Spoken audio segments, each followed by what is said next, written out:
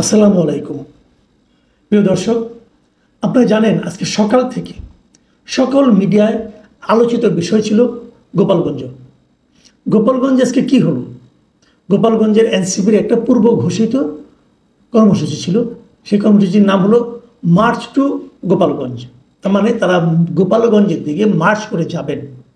এটা নিয়ে নানা ধরনের কথাবার্তা ছড়িয়েছে সোশ্যাল মিডিয়ায়, নানাভাবে মানুষকে উত্তেজিত করা হয়েছে এবং আমরা দেখেছি কোথাও কোথাও এরকম বলা হয়েছে যে সেখানে যে নাকি, আমি বিভিন্ন সোশ্যাল মিডিয়ার কথা বলছি, যে অনেকে আমাকেও প্রশ্ন করেছে যে গোপালগঞ্জে যে কি তারা বঙ্গবন্ধুর মাজার ভেঙে দেবে। এ ধরনের প্রচারণা কিন্তু সোশ্যাল মিডিয়ায় ছিল। এগুলো কারা প্রচার করেছে? যারা প্রচার করেছে তারা কি আওয়ামী লীগকে ভালোবেসে প্রচার করেছে, অথবা তারা কি আওয়ামী লীগকে ঘৃণা করে এটা প্রচার করেছে?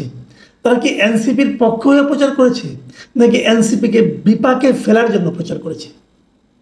তবে এটা ঠিক, গোপালগঞ্জের মানুষ যদি জানে যে সেখানে যে বঙ্গবন্ধুর মাজার ভেঙে দেওয়া হবে, ওনার কবর ভেঙে দেওয়া হবে, তাহলে গোপালগঞ্জের মানুষ সেন্টিমেন্টাল হবে, আবেগপ্রবণ হবে।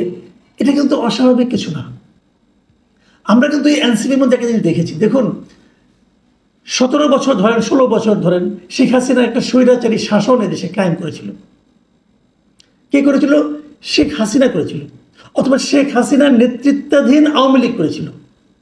আপনি পর্যন্ত ধরেন, কোনো সমস্যা নাই। এই অপরাধের জন্য শেখ হাসিনা দেশ ছেড়ে পালিয়েছে। এই অপরাধকে বিবেচনা করে, এটাকে বিবেচনা করে বর্তমান সরকার আওয়ামী লীগের রাজনৈতিক কর্মকাণ্ড স্থগিত করেছে, নিষিদ্ধ করেছে দেশে। তো এটা যেটা তো হয়েছে, সরকার ঘোষণা করেছে, যদি এটা আইনগতভাবে হয়েছে কিনা, মানে আদালতের মাধ্যমে হয়নি, সরকার নির্বাহী আদেশে কাজটা করেছেন।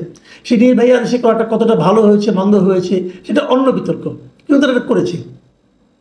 কিন্তু এর মধ্যে বঙ্গবন্ধু শেখ মুজিবুর রহমান কোথায়, অথবা বঙ্গবন্ধু শেখ মুজিবুর রহমানের মাজার কোথায়? বাট সেগুলো কিন্তু হয়েছে, আমরা দেখেছি। বঙ্গবন্ধু বিভিন্ন মুরাল ভাঙা হয়েছে সারা দেশে। সারা দেশ থেকে বঙ্গবন্ধু শেখ মুজিবের নামটাকে, ওনার বিভিন্ন চিহ্নকে নিশ্চিহ্ন করার একটা প্রবণতা কিন্তু আমরা এই সরকারের মধ্যেও দেখেছি এবং এনসিপির নেতাদের মধ্যেও দেখেছি। যে এনসিপি নেতারা আগে গলার রগ ফুলিয়ে আমার বঙ্গবন্ধু নামে বিতর্ক প্রতিযোগিতায় অংশ নিতেন, কথা বলতেন, পুরস্কার পাওয়ার চেষ্টা করতেন, তারা এখন বঙ্গবন্ধুকে পারলে যাচ্ছে তাই হিসাবে তারা প্রমাণ করার চেষ্টা করেন।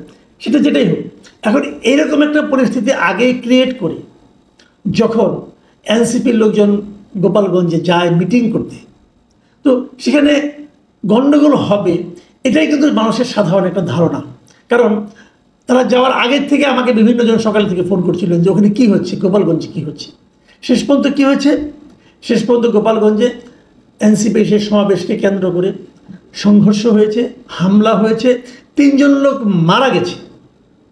এই 3 জনের যতটুকু পরিচয় পাওয়া গেছে, একজনের নাম হলো দীপ্ত সাহা, তার বয়স 25, আরেকজনের নাম হলো রমজান কাজী, তার বয়স 18, আরেকজনের নাম হলো সোহেল মোল্লা, তার বয়স 41। এবং এদের আত্মীয়স্বজন যা কিছু বলেছে, তারা কেউ হয়তো রাস্তা দিয়ে যাচ্ছিল, পুলিশের গুলি, এক সময় গুলিবিদ্ধ হয়ে মারা গেছে। এছাড়া আরও প্রায় 9-10 জন গুলিবিদ্ধ অবস্থায় এখনও হাসপাতালে চিকিৎসাধীন আছে। তবে এরা কেউ এনসিপির কেউ বলে জানা যায়নি, মানে পুলিশের গুলিতে তারা আহত হয়েছে।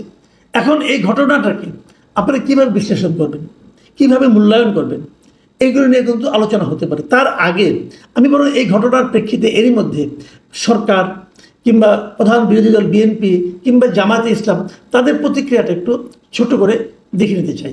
আর তারও আগে বলতে চাই যে এই ঘটনা যখন ঘটে, মানে তারা প্রথমে গোপালগঞ্জের পৌর পার্কে এনসিপির একটা সমাবেশ হয়। সেই সমাবেশের লোক সংখ্যা খুব বেশি ছিল বলে আমার কাছে মনে হয়নি। আমি যতগুলি ভিডিও দেখেছি খুব বেশি লোক ছিল না। তারপরে মিটিংটা শেষ হওয়ার পরে বিপুল সংখ্যক লোক, কয়েকশো লোক লাঠিসোঁটা নিয়ে এনসিপির নেতাকর্মীদেরকে ঘিরে ধরে।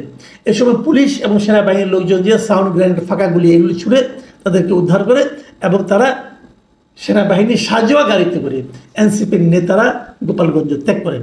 এই হলো ঘটনা। এর মধ্যে পুলিশের সঙ্গে ভূমিকা, পুলিশের সঙ্গে গোলাগুলি, পুলিশ অথবা সেনাবাহিনী, তাহলে এই লোকগুলি গুলিবিদ্ধ হয়ে মরলো কেন? আরও যে 9-10 জন গুলিবিদ্ধ হলো, তারাও তো পুলিশ অথবা সেনাবাহিনীর গুলিতে গুলিবিদ্ধ হয়েছে। তো গোলাগুলি হয়েছে অনেক কিছু। যদিও এনসিপির মুখ্য সমন্বয়ক নাসিরউদ্দিন পাটোয়ারি সাংবাদিকদের কাছে অভিযোগ জানিয়েছে এ সময় পুলিশ ও সেনাবাহিনী নাকি নিষ্ক্রিয় ভূমিকা পালন করেছে। তো পুলিশ এবং সেনাবাহিনী যদি নিষ্ক্রিয় ভূমিকা পালন করে, তাহলে লোকগুলি মরলো কেন, অথবা লোকগুলি আহত হলো কেন? বুঝতে পারলাম না। কিছু যে একটা ঘটবে সেটা কিন্তু আমরা সকালের দিকে টের পেয়েছিলাম। কারণ সদর উপজেলার কাংসুরে এই ধরনের একটা ঘটনা, ওখানে পুলিশের একটা গাড়িতে ভাঙচুর করা হয়েছে, আগুন দেওয়া হয়েছে, তারপর উপজেলা নির্বাহী কর্মকর্তার গাড়িতেও ভাঙচুরের ঘটনা, হামলার ঘটনা ঘটেছে কিন্তু সকালেই।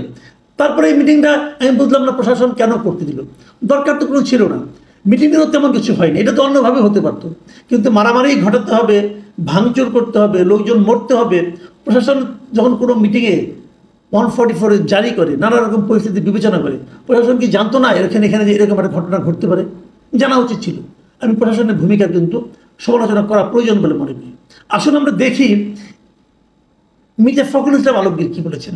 মির্জা ফখরুল ইসলাম আলমগীর এনসিপির কর্মসূচিকে হামলাটাকে ন্যাক্কারজনক বলেছেন এবং হামলাকারীদের দ্রুত গ্রেপ্তারের জন্য আহ্বান জানিয়েছেন।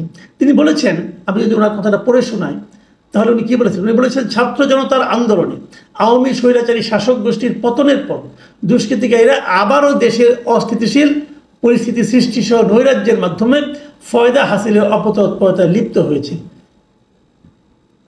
দেখুন, উনি বলেছেন যে এই যে নৈরাজ্য সৃষ্টি, এর মাধ্যমে এই দুষ্কৃতিকারী গোষ্ঠী ফয়দা হাসিলের অপতৎপরতায় লিপ্ত হয়েছে। এটা কিন্তু হতে পারে, কারণ আমি এর মধ্যে দেখেছি এই হামলা এবং পুলিশের গুলিতে আহত নিহত হওয়ার ঘটনাকে কেন্দ্র করে আওয়ামী লীগের কিছু আপনার অডিও কিন্তু সোশ্যাল মিডিয়ায় আমি দেখেছি। আওয়ামী লীগের যে সভাপতি সাদ্দাম হোসেন, তার একটা অডিও আমি দেখেছি, সে অনেক রকম উত্তেজনাকর বক্তব্য কিন্তু দিচ্ছেন। এটা একটা উত্তেজনাকর ব্যাপার হতে পারে, এটাকে নিয়ে কেউ ফয়দা লুটতে পারে।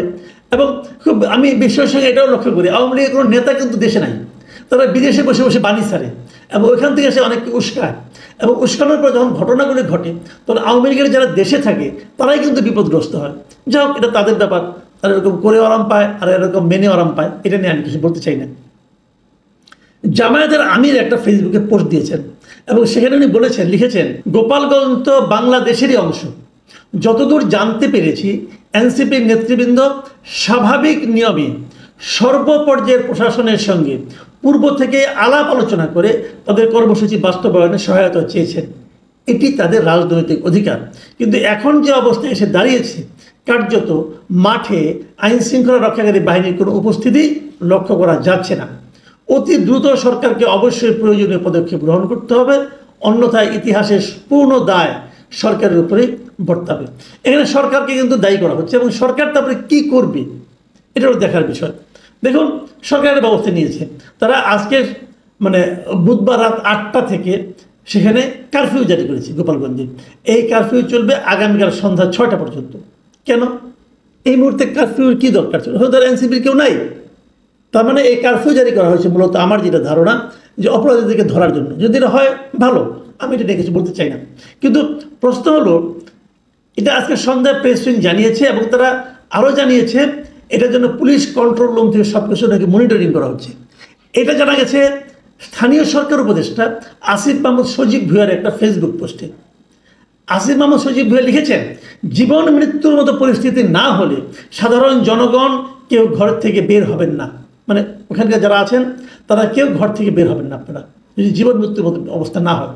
সব আইন শৃঙ্খলা রক্ষাকারী বাহিনীর সদস্য সংখ্যা বাড়ানো হয়েছে। নিষিদ্ধ সংগঠনের সন্ত্রাসীদের ... ভেঙে দেওয়া হবে। এই ... বলতে কী বোঝানো হয়েছে? আপনি কি ভেঙে দেবেন? আস্তানা ভেঙে দেবেন? সেটা হলে ভালো, নাকি অন্য কিছু ভেঙে দেবেন জানি না, নাকি কারো ঘাড় ভেঙে দেবেন তাও বলতে পারবো না। এবং ওখানে আরও লিখেছেন, পুলিশ কন্ট্রোল রুম থেকে সব কিছু মনিটরিং এবং প্রয়োজনীয় দিক নির্দেশনা দিচ্ছেন স্বরাষ্ট্র উপদেষ্টা, তার সঙ্গে যুব ও ক্রীড়া উপদেষ্টা সহ আইন শৃঙ্খলা রক্ষাকারী বাহিনীর প্রধানগণ। আইন শৃঙ্খলা রক্ষাকারী বাহিনীর প্রধানগণ নির্দেশনা দিচ্ছেন, কোনো আপত্তি নেই। স্বরাষ্ট্র উপদেষ্টা দিচ্ছেন, তাও কোনো আপত্তি নেই, ওনারই তো মন্ত্রণালয় উনি দিবেন। কিন্তু এখানে যুব ক্রীড়া উপদেষ্টার কাজটা কি? আসিফ মাহমুদ সজীব ভুঁইয়ার কাজটা কি? উনি কি এ ধরনের আইন শৃঙ্খলা রক্ষার জন্য অনেক অভিজ্ঞতা প্রাপ্ত কোনো ব্যক্তি? ওনার কি এই বিষয়ের উপর বিশেষ কোনো ট্রেনিং আছে? নাই। এটা কি ওনার মন্ত্রণালয়ের মধ্যে পড়ে? তাও পড়ে না। তাহলে উনি কেন? উনি কি অনেক অভিজ্ঞ একজন ব্যক্তি? না, তাও তো নয়। উনি তো পুরো উপদেষ্টা পরিষদের মধ্যে সবচেয়ে কনিষ্ঠতম একজন ব্যক্তি। তাহলে উনি এখানে কেন? এবং উনি কেন এই জিনিসটা ওনার ফেসবুকে দেন? এটার মাধ্যমে মানুষের কাছে কি মেসেজ ছড়ায়? তাহলে কি এখানে এখন একটা রাজনৈতিক প্রতিহিংসার কিছু ঘটনা ঘটবে? এই বিষয়গুলো কিন্তু মানুষের মধ্যে অলরেডি প্রশ্ন আকারে এসেছে। আমি জানি না এটা আলটিমেটলি কী হবে, সামনের দিনগুলোতে আমাদের কী দেখতে হবে। তবে আমি এটুকু বুঝি, এই সামনের দিনগুলো গোপালগঞ্জের মানুষের জন্য ভালো কিছু ঘটবে বলে আমার কাছে মনে হয় না। যদি সেটা হয়, গোপালগঞ্জ নিয়ে অনেক কথা আছে। হাসিনার আমলে এই জেলার লোকজন অনেক বাড়তি সুবিধা পেয়েছে, এটা যেমন সত্য। তার আগে দেখেছি বিএনপি আমলে বগুড়ার লোক বাড়তি সুবিধা পেয়েছে, এটাও সত্য। তার অনেক পরে বর্তমানে দেখছি ইউনূস সাহেবের আমলে চট্টগ্রামের লোক সুবিধা পাচ্ছে, এটাও সত্য। এবং গ্রামীণ ব্যাংকের লোকজন সুবিধা পাচ্ছে, এটাও সত্য। এগুলো তো আমরা দেখে আসছি। এগুলো তো আমাদের ক্ষমতায় যারা থাকে তাদের কালচারে পরিণত হয়েছে। এখন একদল যখন নেমে যায়, আরেকদল তাদের ওই জেলাগুলিকে তখন নানা রকমভাবে নির্যাতনের মুখে পড়তে হয়। কেন পড়তে হয় জানি না। এখন গোপালগঞ্জে যেন সেই সময়টা চলে এসেছে কিনা আমি সেটাও বলতে পারবো না। আমি খালি একটা কথা বলবো, আজকে ছিল 16ই জুলাই। জুলাই আন্দোলনের সবচেয়ে স্পার্কিং যে মুভটা সেটা আজকের দিনে হয়েছিল। আজকের এই দিনে এনসিপিকে কেন গোপালগঞ্জেই যেতে হলো? এনসিপির সারা দেশে যে পদচারণা, ততটা পদচারণা কি গোপালগঞ্জে আছে? থাকার কোনো কারণ নাই। এনসিপি সারাদিন যেভাবে বঙ্গবন্ধুর নামে উল্টাপাল্টা কথাবার্তা বলেন, সেটা শোনার পর ওনারা কি আশা করেছিলেন যে গোপালগঞ্জের লোক তাদের ফুলের মালা নিয়ে তাদেরকে বরণ করবে? তাহলে গোপালগঞ্জেই কেন? তাহলে কি এই যে গণ্ডগোলটা হবে, এই গণ্ডগোলটাকে মানে ইনিশিয়েট করার জন্য কোনো মতলব কারো ছিল? অথবা প্রশাসনই বা কেন এই ব্যাপারে পর্যাপ্ত নিরাপত্তার ব্যবস্থা করতে পারলো না? এটাও কিন্তু প্রশ্ন আকারে আমার ধারণা আসবে।